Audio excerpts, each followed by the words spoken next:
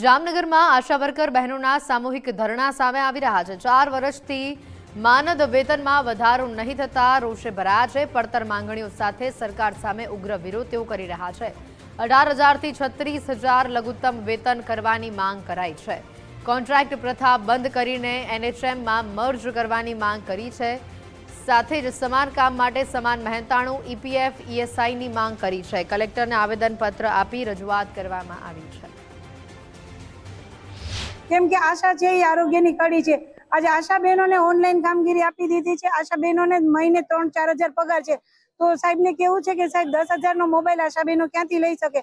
Ayushman card માટે, NCD ના form ભરવા માટે, પીએમવીવાય માટે, પીએમવીવાય ના 5 વર્ષથી ફોર્મ ભરી છે, હજી એક પણ રૂપિયો આવ્યો નથી। તો આશા બહેનોને ઘણા બધા પ્રશ્ન છે કે જેમાં અમારું ફિક્સ વેતન નથી, તો 18,000 ફિક્સ વેતન કરો, વર્ષમાં 2 વાર યુનિફોર્મ આપો, તેમજ અમને આશા બહેનોને કાયમી કરો અને જે કાયમી કર્મચારીને જે લાભ મળે છે એ લાભમાં અમને અંદર તમે સામેલ કરો, જેથી કરી આશા બહેનો છે એ પાયાના છે। જો પાયા નબળો હશે તો ઇમારત મજબૂત નહીં થાય। તો આજે મોદી સાહેબને એટલી વિનંતી કે અમારી રજૂઆત તમારા સુધી સાંભળે। આખા જામનગરની, ગુજરાતની, આખા ભારતની આશા બહેનો તમને રજૂઆત કરવા આવી છે।